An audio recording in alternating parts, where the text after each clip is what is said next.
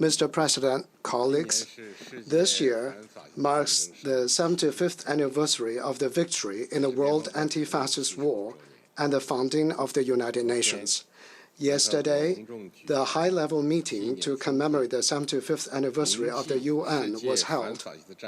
The meeting was a significant one, as it reaffirmed our abiding commitment to the purposes and principles of the UN Charter on the basis of reviewing the historical experience and lessons of the World Anti-Fascist War. Mr. President, we humans are battling COVID-19, a virus that has ravaged the world and has kept resurging. In this fight, we have witnessed the efforts of governments, dedication of medical workers, exploration of scientists, and perseverance of the public. People of different countries have come together with courage, resolve, and compassion which lit the dark hour. We have confronted the disaster head-on. The virus will be defeated. Humanity will win this battle. Facing the virus, we should put people and life first. We should mobilize all resources to make a science-based and targeted response. No case should be missed, and no patient should be left untreated. The spread of the virus must be contained. Facing the virus, we should enhance solidarity and get this through together. We should follow the guidance of science, give full play to the leading role of the World Health Organization, and launch a joint international response to beat this pandemic. Any attempt of politicizing the issue or stigmatization must be rejected. Facing the virus, we should adopt comprehensive and long-term control measures.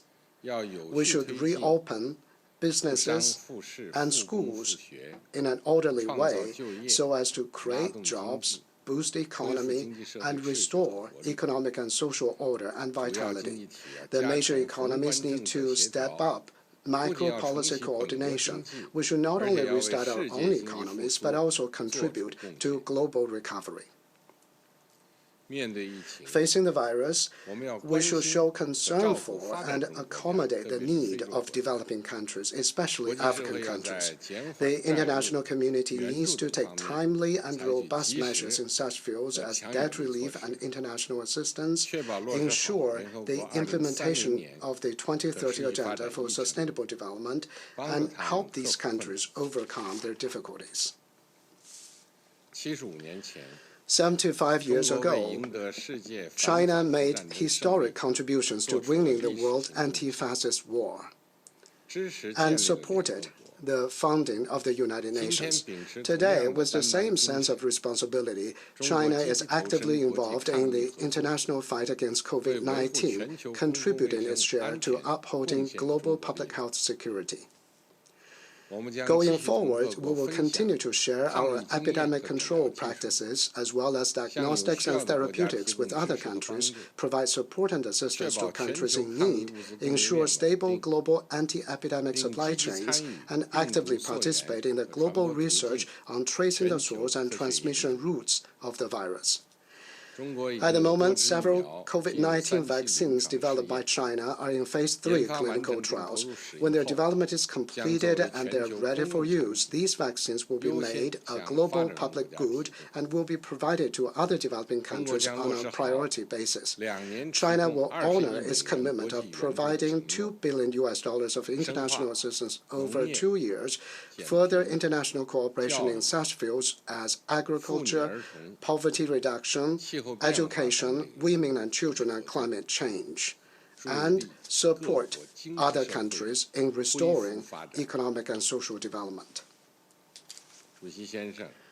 Mr. President, the history of development of human society is a history of our struggles against all challenges and difficulties and our victories over them.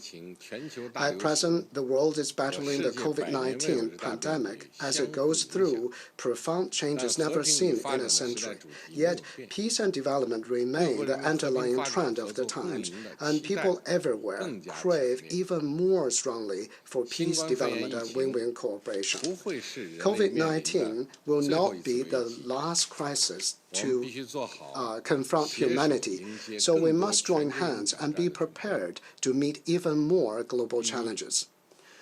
First, COVID-19 reminds us that we're living in an interconnected global village with a common stake.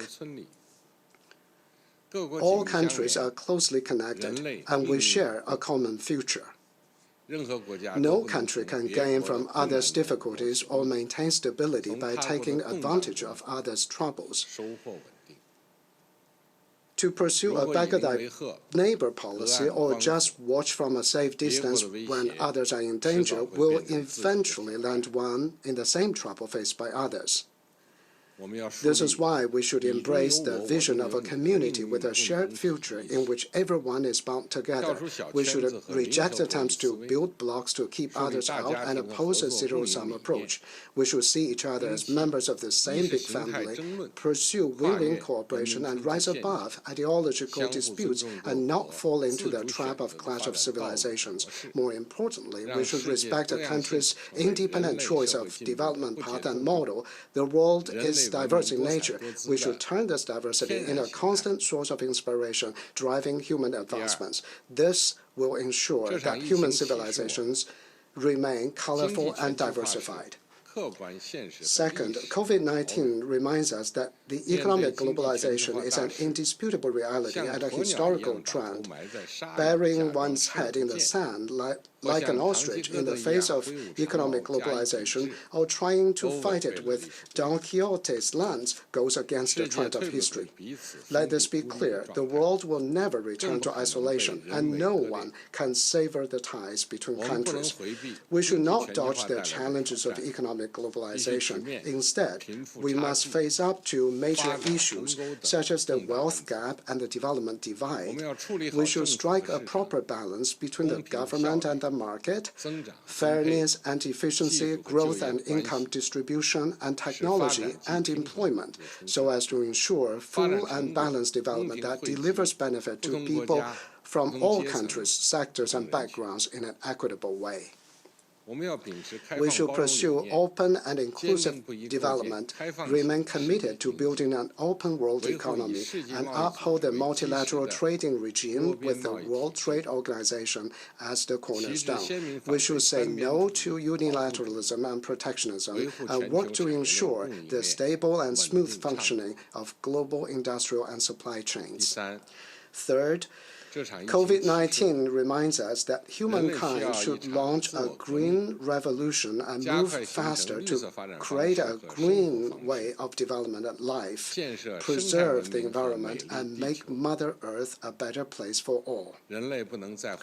Humankind can no longer afford to ignore the repeated warnings of nature and go down the beaten path of extracting resources without investing in conservation, pursuing development at the expense of protection, and exploiting resources without restoration. The Paris Agreement on Climate Change charts the course for the world to transition to green and low-carbon development. It outlines the minimum steps to be taken to protect the Earth, our shared homeland, and all countries must take decisive steps to honor this agreement.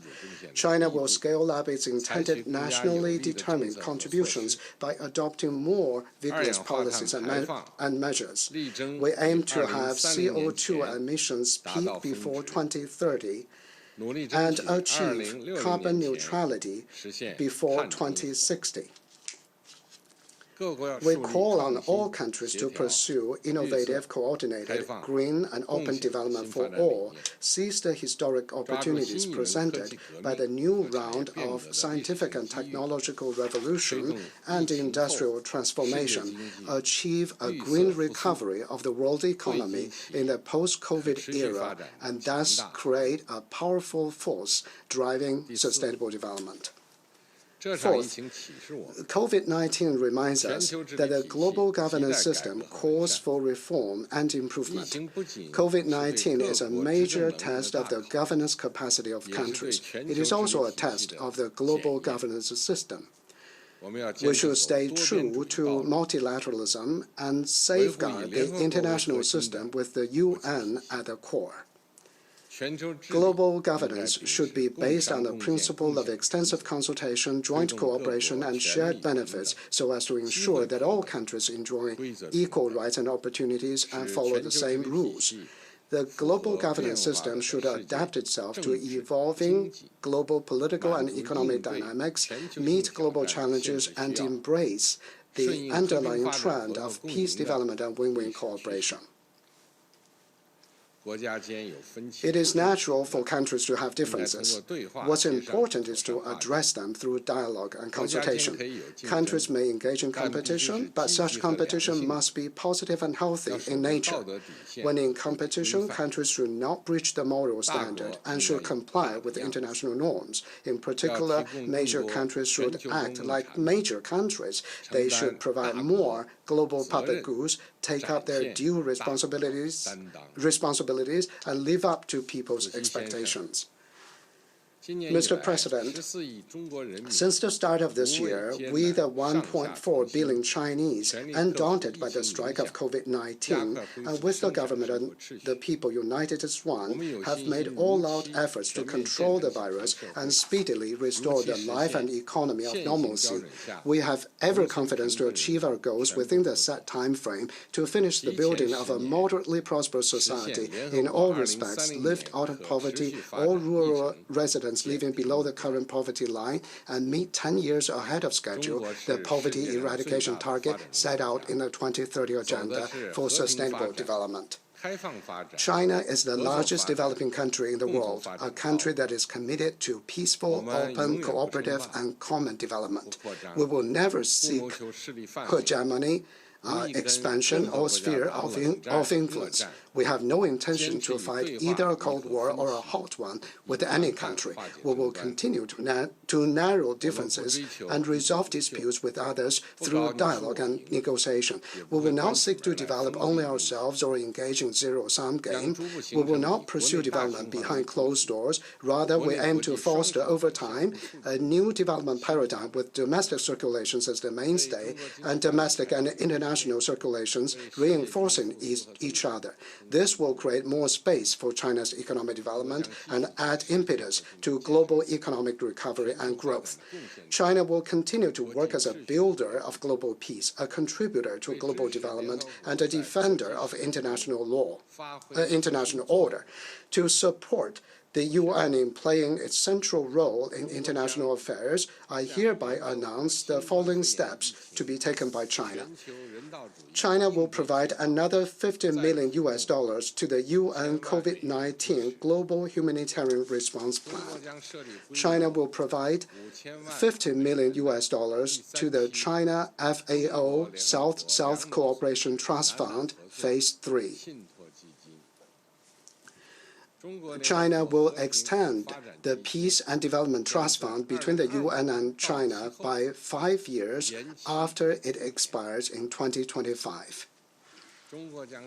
China will set up a UN Global Geospatial Knowledge and Innovation Center and an international research center of big data for sustainable development goals to facilitate the implementation of the 2030 Agenda for Sustainable Development. Mr. President, colleagues, the baton of history has been passed to our generation. And we must make the right choice, a choice worthy of the people's trust and of our times. Let us join hands to uphold the values of peace, development, equity, justice, democracy, and freedom shared by all of us, and build a new type of international relations and a community with a shared future for mankind. Together, we can make the world a better place for everyone.